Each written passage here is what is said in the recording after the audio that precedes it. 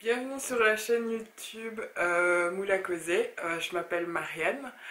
J'espère que vous allez bien. Et cette chaîne fonctionne avec un blog qui porte le même nom. Et vous pouvez retrouver toutes les infos sur www.moulacausé.com. Aujourd'hui, je voulais aborder parce que hier j'ai rêvé et je me suis dit que ça serait pas mal de faire une vidéo sur les thématiques de l'amour, puisque c'est bientôt la Saint-Valentin. Vous savez, la fête des amoureux, tout ça, tout ça, tout ça, plein d'amour. Et donc du coup, je voulais faire une série de vidéos qui parlent de ça, d'amour. Euh, et cette vidéo, si tout va bien, je la poste ce soir. Croisons les doigts, croisons les doigts. Cette vidéo, je voulais aborder le point de l'amour et la maladie. Pourquoi l'amour et la maladie? Parce que je le vis et je l'ai vécu. Et donc du coup, je voulais un peu en parler. En quoi je suis malade. Je ne sais pas si vous débarquez par ici. En tout cas, je suis atteinte de deux maladies auto-immunes. La première, c'est le lupus articulaire que j'ai depuis mes 24 ans et j'ai 30 ans. Et le syndrome de Paris-Runberg que j'ai à la joue. Mais je suis un peu en contre-jour, mais le plus important c'est ce que je vous dis, pas forcément mon image. Et donc le syndrome de Paris-Runberg que j'ai à la joue, qui fait que j'ai un visage asymétrique. Et donc voilà, ces deux maladies auto-immunes. Le syndrome de Paris-Runberg, il a été diagnostiqué à, je pense, à 26, presque 27 ans. Et donc voilà. En quoi l'amour et la maladie valent le coup que je me filme et que je vous parle de ça. Ben en fait parce que c'est une donnée qui fait toujours peur ou à aborder. Pour le moment je suis célibataire et je suis célibataire depuis presque 2 ans. J'ai euh, ouais, depuis presque 2 ans, même si il y a un an j'ai essayé d'avoir une histoire, mais ça joue aussi beaucoup avec ce que je vais aborder ici. J'ai essayé d'avoir une histoire pendant 3 mois, mais ça n'a pas marché. Donc dans ma tête, je peux pas vraiment dire que je suis célibataire depuis 2 ans, je dirais plus que je suis célibataire depuis un an parce que j'ai quand même pensé à cette personne et j'ai quand même apprécié passer ces 3 mois avec cette personne. C'est juste que ça n'a pas duré, mais c'était quand même quelque chose. Donc pour être respectueuse envers lui et envers moi, je vais plutôt dire que je suis célibataire depuis un an. Euh, euh, je, j'ai été malade, oui, à 24 ans. Et quand j'étais malade, quelques mois après, j'ai rencontré un autre homme avec qui je suis restée 4 ans. Et donc la maladie a été... j'ai été directement honnête avec lui et je lui ai parlé de ce que j'avais, de mon lupus, de comment c'était au quotidien. Mais comme c'était une relation à distance, c'était plutôt si on veut, facile, puisqu'il n'avait que les bons côtés et il ne vivait pas réellement les côtés un peu plus compliqués, plus difficiles, puisque là, je ne le voyais que le week-end. Et donc, quand j'étais mal, bah, j'essayais plutôt sous mon meilleur jour quand on se voyait, puisque je me disais à chaque fois, on ne se voit que 2 jours par semaine, donc il faut vraiment que je sois impeccable. Et c'est ça aussi, quand on a une relation à distance, on a tendance à vouloir faire les choses en condensé. C'est toujours très extraordinaire ce qu'on vit parce qu'on on sait qu'on a peu de temps et donc du coup on veut le meilleur. Et donc pendant 2 ans on a eu une relation à distance et donc du coup il n'a pas réellement subi, si on veut, ma maladie, mon lupus. Et puis j'ai commencé à avoir des problèmes avec ma joue du mal à diagnostiquer ce qui se passait. Et donc du coup là il a un peu vécu cette peur de voir sa compagne, sa partenaire dépérir, mais sans savoir pourquoi elle dépérit. Et donc du coup il était fort stressé pour moi parce que lui aussi ne savait pas ce que j'avais.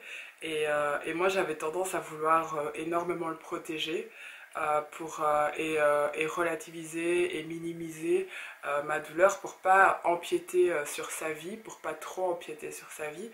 Et au bout de 2 ans de relation à distance, on a décidé de se mettre en concubinage et donc on a vécu ensemble plus ou moins. J'allais très souvent chez lui, mais je gardais toujours mon chez moi parce que j'ai tendance à rester fort indépendante et c'était la première fois et donc je voulais garder un espèce de, de parachute de sécurité quoi au cas où. Et donc pendant 2 ans on a un peu plus vécu ensemble, donc j'allais plus le voir chez lui et passer plus de temps chez lui, et c'est là que j'ai vu à quel point en fait la maladie peut nuire à une relation en fait, parce qu'en fait je ne dirais pas que ça nous a séparés parce que c'est un cocktail de plein de choses qui a mené à ce que notre histoire se termine, mais la maladie n'a pas aidé parce que j'ai eu une grosse poussée de mon lupus et donc j'ai eu le diagnostic de ma seconde maladie auto-immune que j'ai à la joue et j'ai énormément souffert et j'ai dû m'arrêter au niveau professionnel. J'étais souvent alitée, j'étais souvent euh, diminuée parce que je pouvais vraiment pas faire grand chose, et j'ai vu comment la manière d'être, la manière de ne pas être en forme à modifier son attitude envers moi. Dans un premier temps, il était hyper dans la compassion, dans l'écoute et dans le je vais essayer. Et en fait, je me disais, ouf, c'est bien, je vais peut-être pas devoir me tracasser en plus pour ça. Et au fur et à mesure, en fait, que ça a pris du temps et que ça a un peu été trop long pour lui, bah, je voyais bien que ça devenait de plus en plus angoissant pour lui et ça se traduisait par de la méchanceté, par de la violence verbale gratuite, de dénigrement et du style, par exemple, si j'étais en crise et que je ne pouvais pas bouger, c'était ouais, mais tu pourrais au moins faire un effort, tu pourrais quand même sourire quand même.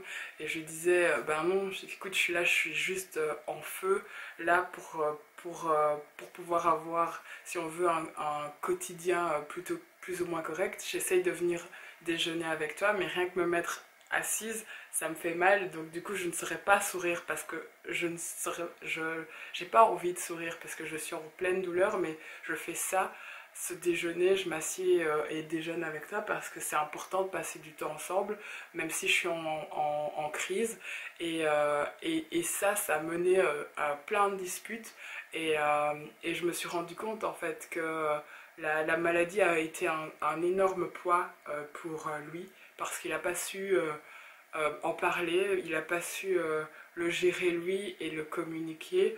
Et plus j'essayais de le ménager, ça m'allait parce que c'était beaucoup trop lourd pour moi, parce que je partais toujours du principe qu'il fallait pas être trop un poids pour lui. Et d'ailleurs, c'est ce qui s'est passé quand je l'ai quitté. Ce qu'il m'a dit en fait, c'est qu'il avait trop le fait qu'il ne sache pas voir où allait aboutir ma maladie, comment j'allais vieillir, comment ça allait évoluer, ça le stressait et le rendait dingue, et qu'il n'arrivait pas à le formuler.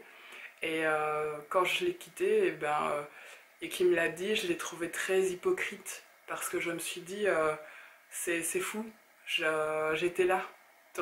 Il aurait pu me le dire, il aurait pu le partager, et je suis toujours partie du principe que j'allais le ménager, essayer de faire en sorte que ça soit pas trop lourd pour lui, et l'air de rien c'était un poids en plus sur moi en fait, parce que non seulement je devais me soigner, non seulement on devait trouver ce que j'avais à la joue parce que j'ai eu le diagnostic beaucoup plus tard, et non seulement je devais aussi euh, le ménager lui, le protéger lui, le rassurer lui.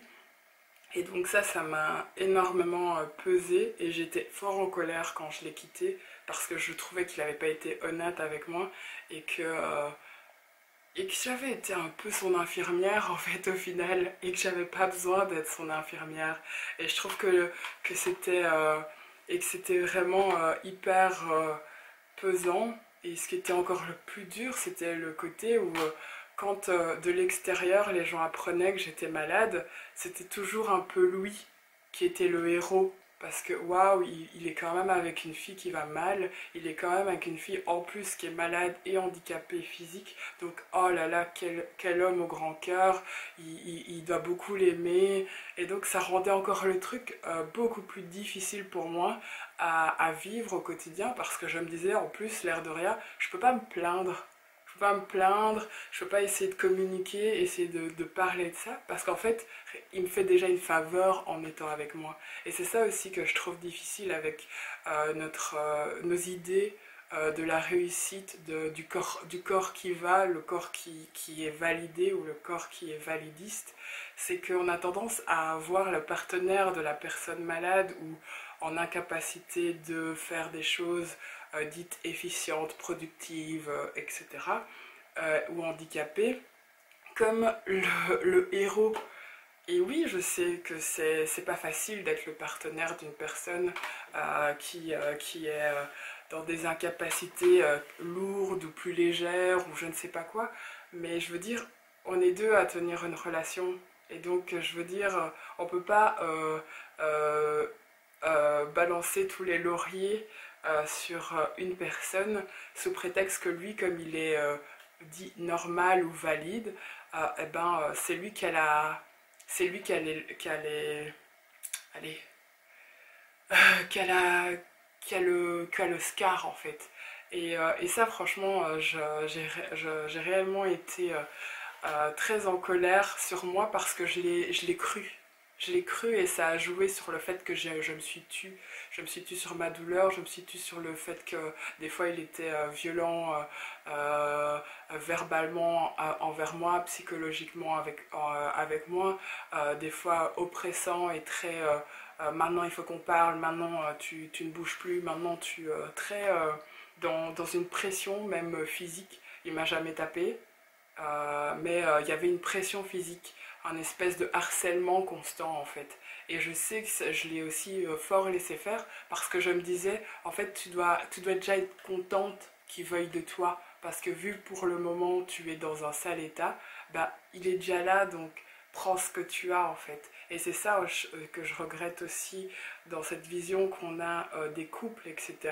Que dès qu'il y a une personne si on veut, qui ne coche pas toutes les cases, parce qu'elle elle est malade, parce qu'elle est handicapée, parce qu'elle a un parcours de vie assez difficile, ben, on a tendance à attendre de cette personne qu'elle prenne les miettes en fait. Ah, on induit ça et on éduque aussi dans cette voie-là.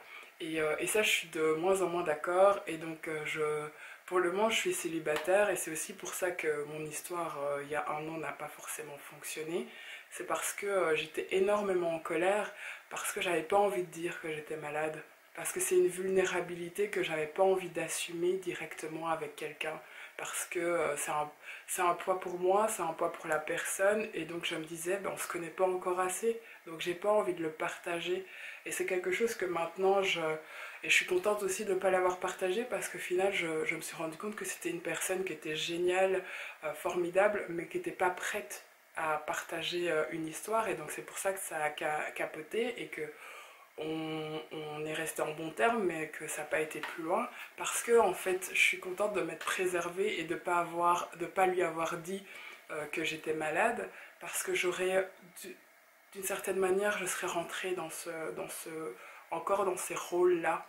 Et pour le moment je suis contente d'être célibataire, d'être seule, parce que j'ai envie que si jamais je rencontre quelqu'un par la suite, que je sache en fait ce que je vaux aussi en amour, parce que je suis quelqu'un qui est très à l'aise avec elle en amitié, qui est très à l'aise avec elle en général, mais je trouve qu'en amour on a tendance à trop, sous prétexte que voilà, on est malade, à se dire bah, on va prendre les miettes, et non en fait j'ai pas envie de prendre les miettes. Je trouve que je suis une nana chouette, même si oui je suis malade, même si oui je suis handicapée, même si oui je fonctionne pas avec une productivité de dingue comme ce que la société voudrait, mais non, je mérite mieux que les miettes. Et donc voilà, c'était un peu une vidéo pour reparler de ça.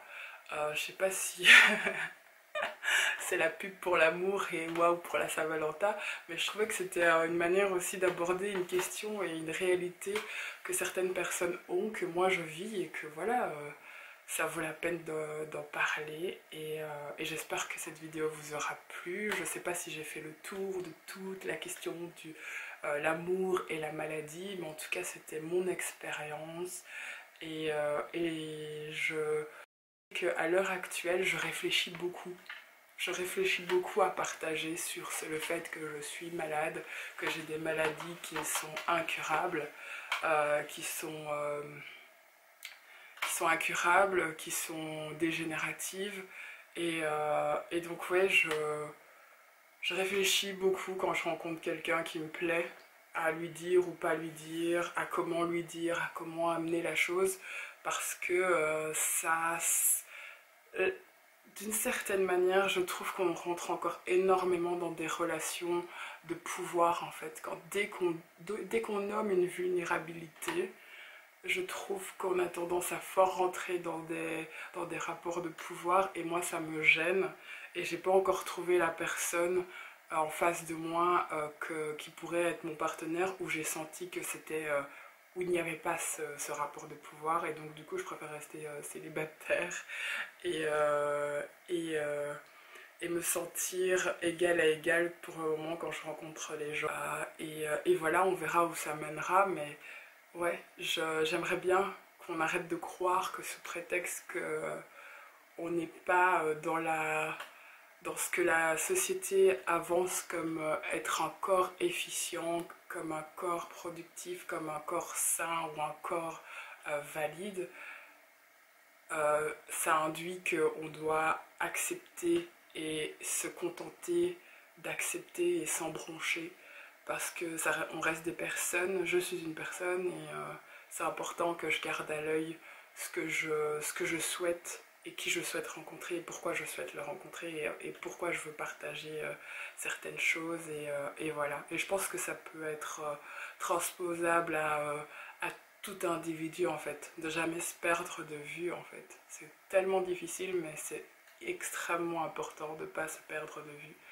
Donc voilà, je crois que j'ai assez parlé, je vais vous laisser. Passer une bonne journée, soirée, après-midi. Je ne sais pas quand vous regarderez cette vidéo. J'espère qu'elle vous aura été utile. N'hésitez pas à la partager si vous trouvez que ça peut être intéressant. Et je vous dis à la prochaine. Bye bye.